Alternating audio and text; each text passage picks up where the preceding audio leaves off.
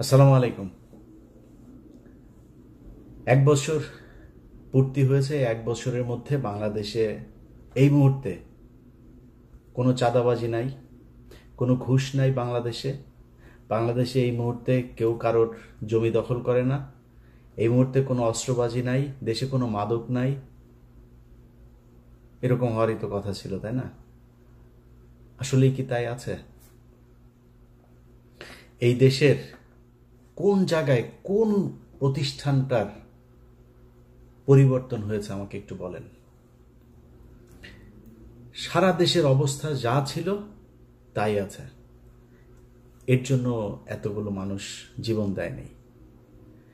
তারপরেও বিশ্বাস করি যে হয়তো একটা ভালো কিছু হবে, নির্বাচন হবে, নির্বাচনের পর একটা সরকার আসবে, সেই সরকার এই দেশের মানুষের জন্য কিছু করবে। আমি ডক্টর ইউনূসের যে সরকার, এই ইউনূসের সরকারকে আমি একটা ব্যর্থ সরকার বলবো। তিনি কিছু চাঁদাবাজ নিয়ে তারপরে তার আশপাশে তিনি একটা রাষ্ট্র চালাচ্ছেন।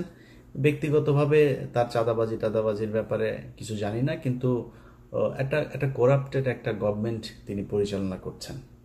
বাট ইউনূসকে আমাদের দরকার ছিল। এখনো পর্যন্ত ভারতীয় যে আগ্রাসন, এই গত কয়েকদিন আগে যুক্তরাষ্ট্রের সাথে যে কূটনৈতিক দর কষাকষি, এগুলোর জন্যই মূলত তাকে আমাদের খুব দরকার ছিল। তিনি ছিলেন, আছেন, আমার কোনো সমস্যা, সামনেও তাকে একটা ভালো জায়গায় রাখা হোক। এখন আপনি আমাকে বলবেন যে ভাই, এক এক করে যদি বলতে যাই, ইউনূস সরকার বলেন, বিএনপি বলেন, এনসিপি বলেন, জামাত বলেন, সবখানেই একটা সমালোচনা করার জায়গা আছে। কে কি করছে এটার আমি বললাম না, আপনারা দেশে আছেন, আপনারা সবাই জানেন। আমি বিতর্কিত আজকে আর কোনো বক্তব্য দিতে চাই না, যে কারণে এগুলো নিয়ে আলোচনায় না গেলাম। আমি আওয়ামী লীগ ক্ষমতায় থাকাকালীন কিছু কথা বলতাম যে আমি কখনোই চাঁদাবাজি, দুর্নীতি এগুলোর জন্য আমার এই যুদ্ধ না। আমার যুদ্ধের একটা জায়গা আছে, সেটা হচ্ছে ভারত বিরোধিতা। কারণ আমার এই দেশের সব সমস্যার মূল কারণ হচ্ছে ভারত। আমরা ভারত নিয়ে কথা বলতাম, আমাদেরকে বলতো আমরা হইলাম এগুলি নিয়ে নাকি সব গুজব ছড়াই, এগুলি কোনো সত্যি কিছু নাই। শেষ পর্যন্ত সেই ভারতই কিন্তু এই স্বৈরাচারকে নিয়ে জায়গা দিয়ে রেখেছে। এই ভারতই এখনো পর্যন্ত তাদের জায়গা থেকে দেখেন, 2 দিন আগেও ভারতীয় পররাষ্ট্রমন্ত্রী বলে যে আমাদের খুব কি বলে, কি দৃষ্টি, সূক্ষ্ম দৃষ্টি না কি যেন এক দৃষ্টি রাখছেন তিনি। তুই কেড়ে বেটা আমার দেশের কি হবে সেটা দৃষ্টি রাখার জন্য? তোর এনে হাগার পায়খানা নাই, তুই পায়খানা বানা আগে। তোর ওই দেশের মানুষের চাইতে এই দেশের মানুষ বহু ভালো আছে, তুই করা লাগবে না, তুই তোর দেশ নিয়ে চিন্তা কর। এটা বলেছে এই ইন্ডিয়া বলেছে। তার মানে আমরা যা বলতাম এই দেশের মূল সমস্যা ভারত, তারাই সমস্যা। অতএব আমাদের ওই জায়গা থেকে বের হইতে হবে। 5 তারিখে বিশেষ করে বিএনপির কথা বলি, বিএনপির কিছু বক্তব্য শুনে মনে হচ্ছে ঠিক আওয়ামী লীগের কথা বলছে, এরকম মনে হয়। আমি ওটা যদি শুধু অডিও শুনি এবং ওই ভয়েসটা যদি আমি রেকগনাইজ করতে না পারি, তাহলে আমার মনে হবে আওয়ামী লীগের কেউ বক্তব্য দিচ্ছে। ওনারা এখন মুক্তিযুদ্ধের চেতনায় বিশ্বাস করেন। ওনারা পাকিস্তানের রাজাকারদেরকে, কারা নাকি রাজাকার, চিহ্নিত যুদ্ধাপরাধী, ওই যে পোস্টার সরানো নিয়ে হয়েছে না, চিহ্নিত যুদ্ধাপরাধী। শেখ হাসিনার বিচারে যদি নাকি কেউ চিহ্নিত যুদ্ধাপরাধী কেউ মেনে নেয়, তাহলে এতিমের টাকা আত্মসাতেরটা তো মেনে নিতে হবে। খাম্বা নিয়ে যেগুলো বলে সেগুলো তো মেনে নিতে হবে, তাই না? মানবেন নাকি? সাকা চৌধুরী তো জামাত করতো না, তারটা মানবেন? মানে একটু মানবেন না, এটা তো হইতে পারে না। আমি শেখ হাসিনার কোনো বিচারই মানি না।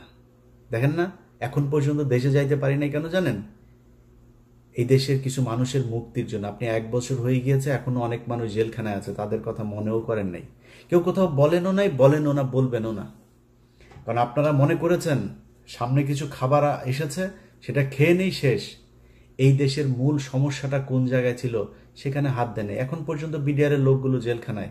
কোনো বড় রাজনৈতিক দল, না বিএনপি না জামায়াত, কেউ যায় নাই। এনসিপির কিছুটা, ওই যে একজন সমন্বয়ক আছেন মাহিন ভাই কিছুটা দিত, সময় দিয়েছে, সময় দেয়, এখনো সময় দেয়।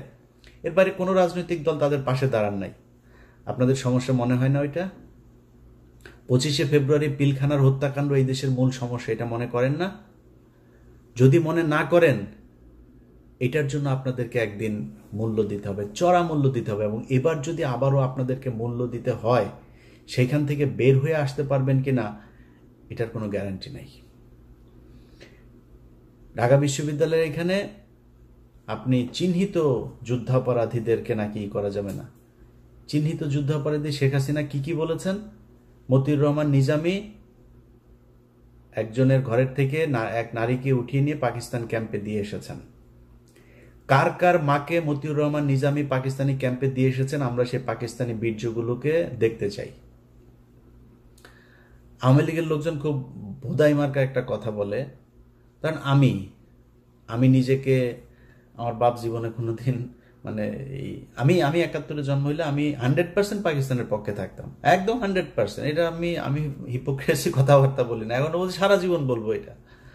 অবশ্যই পাকিস্তানের পক্ষে থাকতাম আমার যদি জন্ম হইতো। আমার বাপ এত ভীতু টাইপের লোক ছিল, এই লোকের পক্ষে সম্ভব হয় নাই। তারপরেও আমি কিন্তু নিজেরে রাজাকারের সন্তান বলি, আমি রাজাকার পরিবারের বলি, এগুলি বলি। কেন বলি জানেন? চালাক, তাই বুদ্ধিমান, এই জন্য বলি। কারণ ধরেন আমার বাপ যদি রাজাকার হইতো, আমার বাপ বিভিন্ন ঘর থেকে বাঙালিদেরকে তুলে নিয়ে পাকিস্তান ক্যাম্পে নিয়ে আসতো, আমার বাপ তো সেফ থাকতো, কারণ আমার বাপ পাকিস্তানি লোকজনের সেবা করে, পাকিস্তানি লোকজনের ই করে। তাহলে কি হইল? যারা তুলা দিয়ে আসলো, আওয়ামী লীগের লোকজনের বৌরে নিয়ে ক্যাম্পে দিয়ে আসছে না। যদি আমার বাপ রাজাকার হইতো তাহলে কি করতো? আমার বাপ তাহলে আওয়ামী লীগের লোকজনের নিয়ে, মহিলাদেরকে নিয়ে ক্যাম্পে দিয়ে আসতো। তো পাকিস্তান কারে বীর্য দিয়ে গেল? তোর মারে দিয়ে গেল। আওয়ামী লীগের মারদের পেটের মধ্যে বীর্য পয়দা হয়ে এখন ছাত্রলীগ যুবলীগ হয়েছে। আর বাকিগুলি হয়েছে ক্যাম্প ওই সীমান্তের ওই পারে গেছিল, ওগুলির পেটের মধ্যে দাদারা দিয়ে দিয়েছে, যেগুলি এখন জয় বাংলা জয় বাংলা করে। জয় বাংলা আমার দেশের স্লোগান না, এটা ইন্ডিয়ার শিখায় দেওয়া স্লোগান। ভাই, মুক্তিযুদ্ধের চেতনা নিয়ে যদি রাজনীতি করতে চান, বহুত সমস্যায় পড়বেন। আমি ভাই, বাংলাদেশ 1971 সালে স্বাধীন হয়েছিল এটা মানি না। কারণ আপনি আমার যা মনে চায় তাই বলতে পারেন, কারণ ওইটা ভারত আর পাকিস্তানের যুদ্ধ ছিল, সেটা ভারত এখনো বলে, এবং বাংলাদেশের পক্ষ থেকে ওইটার ব্যাপারে কোনো ধরনের কোনো প্রতিবাদ এখন পর্যন্ত করা হয়নি। এইবার প্রথম এই সরকার আসার পরে করেছে, ওইটা আমি এনাফ মনে করি না। আপনি যদি মনে করেন ওইটা আপনার স্বাধীনতার যুদ্ধ, ওই ব্যাপারে আপনি প্রকট, আপনি একদম পুরোপুরি এক ইয়ের মধ্যে থাকবেন, তাহলে তো আপনাকে তাদের সাথে সব ধরনের চুক্তি বাতিল করতে হবে, সব ধরনের থেকে সম্পর্ক থেকে বের হয়ে আসতে হবে। আসেন নাই, তার মানে তাদের ওইটা আপনি সহ্য করেন। তাহলে ওইটা যুদ্ধ না, ভারত আর পাকিস্তানের যুদ্ধ। ভারত এখনো সেলিব্রেট করে। এখন আপনি যদি মনে করেন, আমি কিছুক্ষণের জন্য এটা মানলাম যে আপনার ভারত পাকিস্তানের যুদ্ধ, এই বাংলাদেশের মুক্তিযুদ্ধ। আমার এই ভিডিও এই মুহূর্তে যে মানুষগুলো দেখছেন, আমার ভিডিও পজ দিয়ে একটু 2 মিনিট চিন্তা করেন যে আমি আমার আশপাশে, আমার আত্মীয় স্বজন, আমার গ্রামের আশপাশের যত গ্রাম আছে, কতজন মুক্তিযুদ্ধ ছিল। মুক্তিযোদ্ধা যে কটা আছে তার 80% ভুয়া। খোঁজ নেন, আপনার এলাকায় যে কটা মুক্তিযোদ্ধা আছে ওর ব্যাপারে যায় খোঁজ নেন। আল্লাহর কসম করে বললাম, একদম ভুয়া। আপনার বাপ গিয়েছিল? যায় নাই। তো মুক্তিযুদ্ধ আপনি করলেন না, আপনি মুক্তিযুদ্ধের বিশাল চেতনা। এই সরকার এসে 1 বছর হলো, আপনি মুক্তিযুদ্ধের তালিকা বের করেন নাই কেন? কতজন মারা গিয়েছে আসলে তার তালিকা আপনি করেন না কেন? 30 লাখ, 3 লাখ, 3,000, এটা কি কেন করেন না?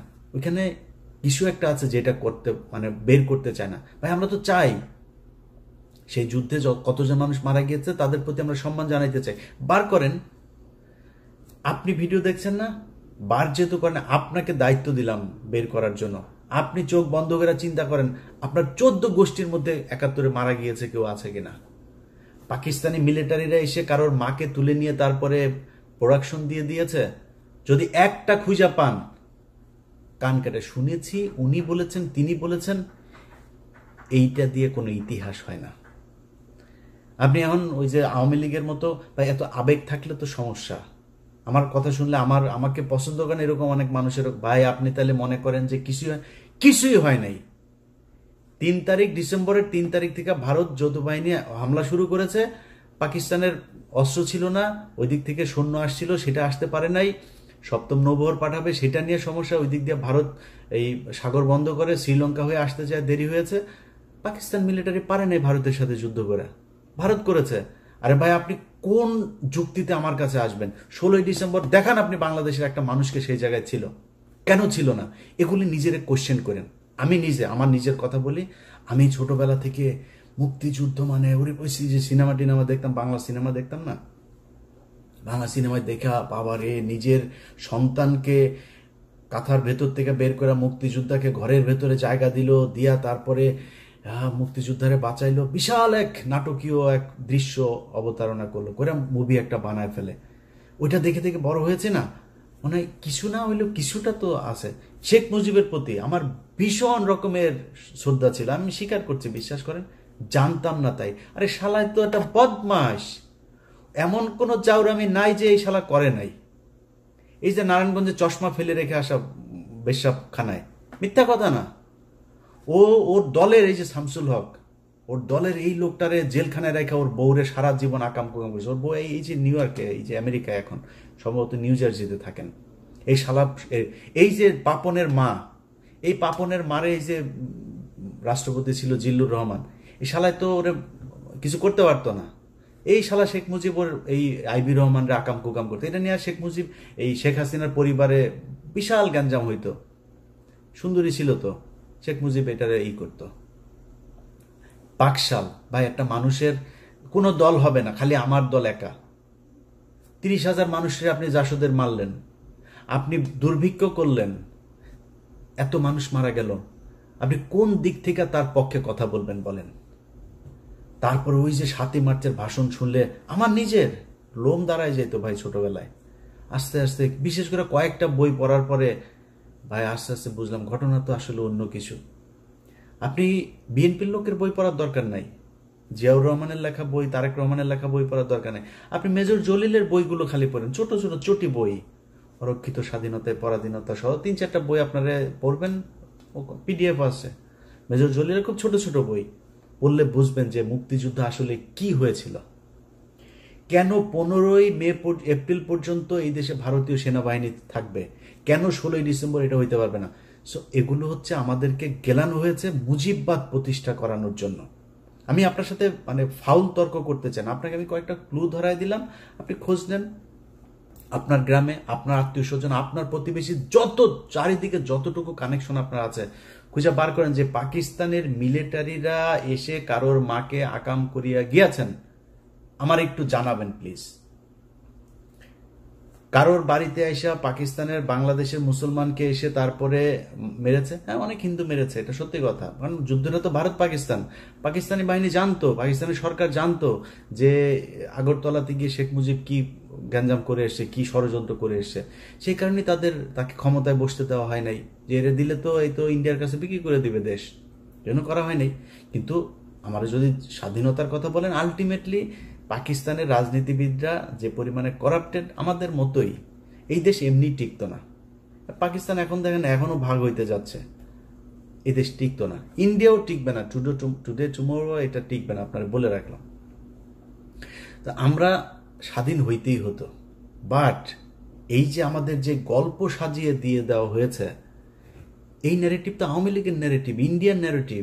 আপনি এখন এটারে করছেন স্বাধীনতার চেতনা, জাতিসঙ্গীত, জাতীয় সঙ্গীত। ওই যে ছাত্র দলের সাধারণ সম্পাদক, ওর বাপ ছিল আওয়ামী লীগের নেতা, ওর আওয়ামী লীগের নেতার ওই বাপেরে আওয়ামী লীগ এখন শিখাই দেয় তোমার ছেলেরে দিয়া তুমি এগুলি করবা। এই কালকে যে ছাত্র দলের ঢাকা বিশ্ববিদ্যালয় যেটা করেছে, এই করেছে, এই নাসিরের কারণে হয়েছে এটা, কারণ নাসিরের বাপ আওয়ামী লীগ নেতা, ও করবে না এটা।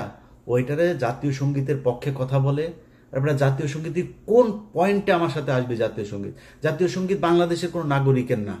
এক, জাতীয় সঙ্গীত লেখা হয়েছিল 1905 সালে বাংলাদেশের বিরুদ্ধে, বঙ্গভঙ্গের বিরুদ্ধে করা হয়েছিল। জাতীয় সঙ্গীতের সুরটা গগন হর করার চুরি করা সুর। কোন পয়েন্টে এটা আমার জাতীয় সঙ্গীত থাকবে আমার বল? এত আবেগী হয়ে তো লাভ নেই। এটা আবেগীয় না, ওর বাপ আওয়ামী লীগ করে। এই নাসিরের বাপ আওয়ামী লীগ, খোঁজ নেন ইয়েতে যায়, এই নোয়াখালীতে যায়। ওর বাপ আওয়ামী লীগ করতো, যেই কারণে ও আজকে এইটা করে, এই পক্ষে কথা বলে। তো এখন এগুলি যদি করতে আসেন ভাই, আমি আগেই যেটা বলছিলাম যে আমি দুর্নীতি এগুলো নিয়ে ভাই আমার কোনো ইন্টারেস্ট নাই, এটা করবেনই। অনেক মানুষ এসে বলতে পারে, ইলিয়াস ভাই আপনি দুর্নীতির বিরুদ্ধে কিছু বলেন, চাঁদাবাজি নিয়ে কিছু বলবেন না। ভাই, যার সুযোগ নাই সে চাঁদাবাজি করে না, যার সুযোগ আছে, আমি তো দেখছি তো। একজন ম্যাডাম, নাম বললে চাকরি থাকবে না, ম্যাডাম দ্বিতীয় শেখ রেহেনা হতে যাচ্ছেন, নাম আর বললাম না, ম্যাডাম দ্বিতীয় শেখ হাসিনা হতে, শেখ রেহেনা হতে যাচ্ছেন। ম্যাডামের স্বামী নাই, এবার খুঁজে বার করেন গিয়ে যান। যা করতেছে ভাই, আমার এখন যদি নাকি আমি করতে যাই এক এক করে, যদি আমার কোনো বন্ধু থাকবে না ভাই, এত প্রেশার নিতে পারবো না, দরকার নাই। সো এই দুর্নীতি না, যারা আমারে বলতে বলেন টাদাবাজি নিয়ে, ভাই অনেক করেছি, আর না, ওগুলিতে যাইতে পারো না। বাট এই যে ইন্ডিয়া আমার রক্তের মধ্যে কিন্তু লেখা ভাই, আপনি আমার আব্বা হইলেও আপনারা কিন্তু আমি ন্যাংটা করে ফেলবো। আপনি এই যে এই জাতীয় সঙ্গীতের পক্ষে কথা বলবেন, স্বাধীনতার চেতনা কথা বলে তারপরে মানুষরে ওই যুদ্ধাপরাধী ট্যাগ দেওয়ার চেষ্টা করবেন, পাছার চামড়া উড়ায় ফেলবো। দুই চোখে সরিষার মতো ফুল দেখতে থাকবেন। আপনার মতো কত বালছাল এগুলি, আপনার নেতাদের, কত বড় বড় নেতা ইলিয়াসের সাথে আইসা ভাই ভাই কিছু বলি না, বললে যদি চাঁদাবাজি নিয়ে কথা বলা শুরু করি, একটাও দাঁড়াইতে পারবেন না। সব কয়টার জিনিসপত্র এগুলি সারাদিন আসতেই থাকে, ভাই এইখানে আমার এইটা করেছে ওইটা করেছে।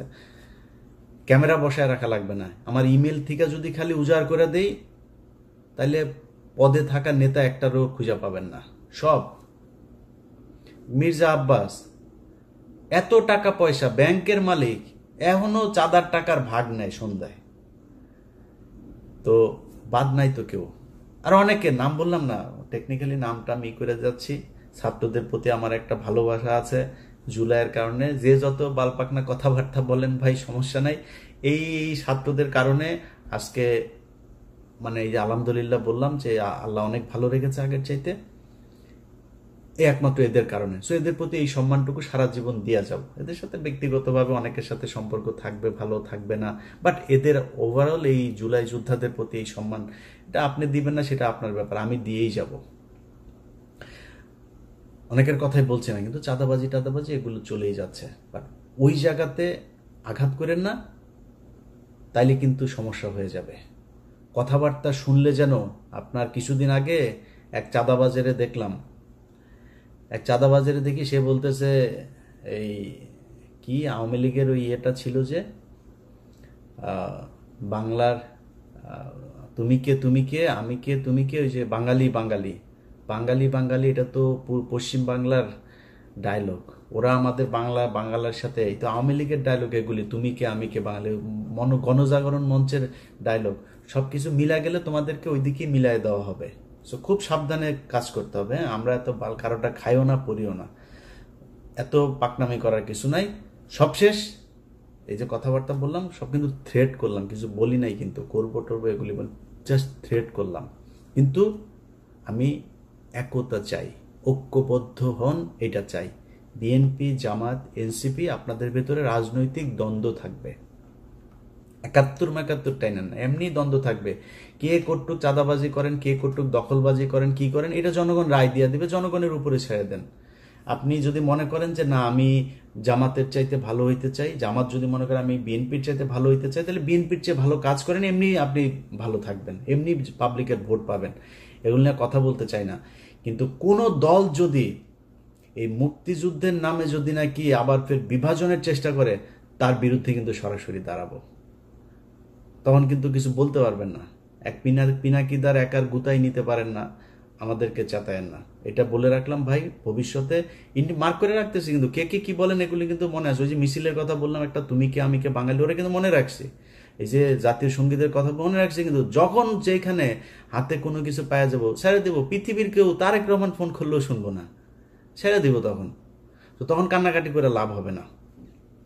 আগেই বলে রাখলাম, খুব সাবধানে।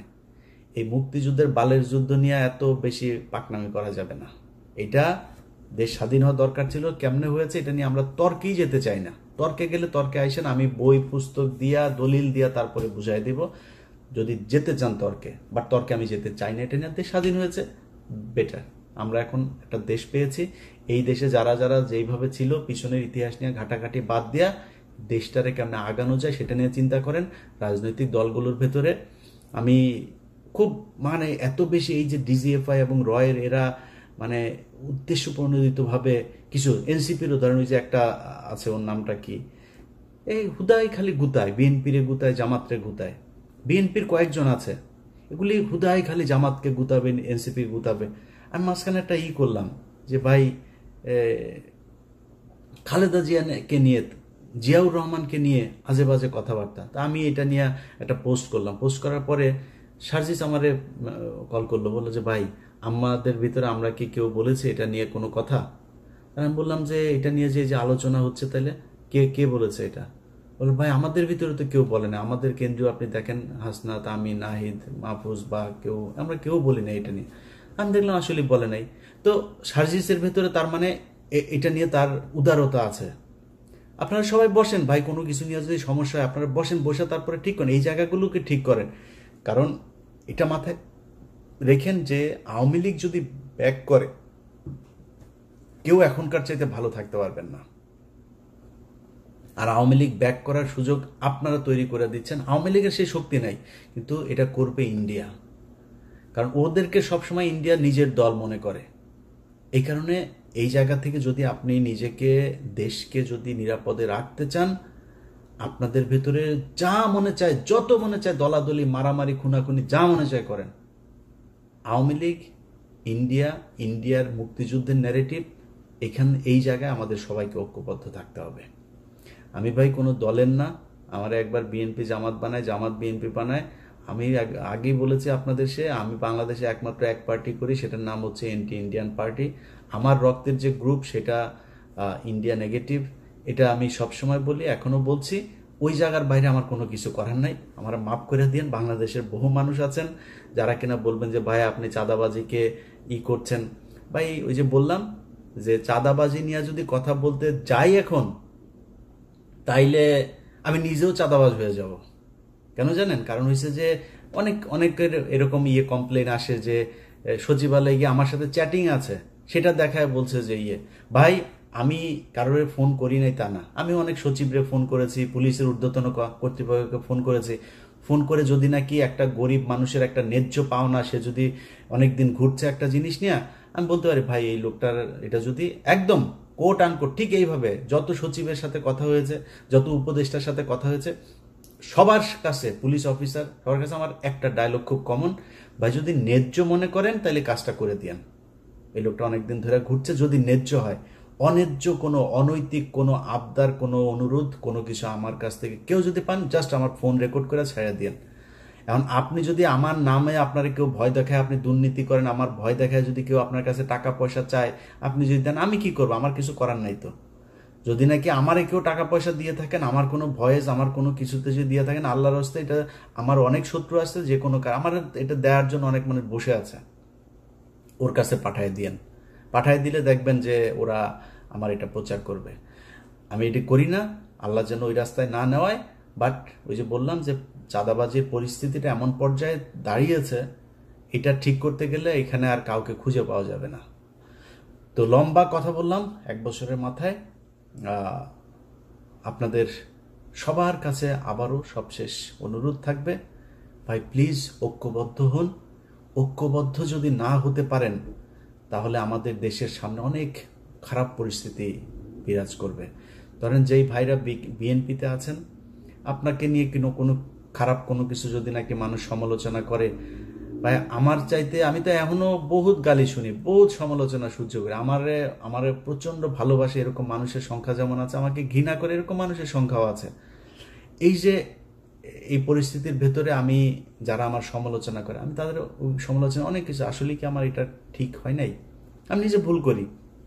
আমার ফেসবুকে যে পোস্ট দেখেন না, আমার ফেসবুকের পোস্ট কিন্তু ধরেন 50% বা তারও কম আমি করি, 50% আমার অ্যাডমিনরা করে। আপনারা হয়তো অনেকে মনে করেন অনেক পোস্ট বোধহয় আমি মনে হয় পোস্ট করি, এরা করে। ইদানিং আমি সবাই বলে দিয়েছে যে টোস্টের সংখ্যা একটু কমায় করতে। তো এখন এই যে আমার যত ধরনের সমালোচনা টমালোচনা যা যা কিছু আছে, এখান থেকে অনেক কিছু শিখি আমি, অনেক কিছু শিখে তারপরে আমি আমার কাজ করি।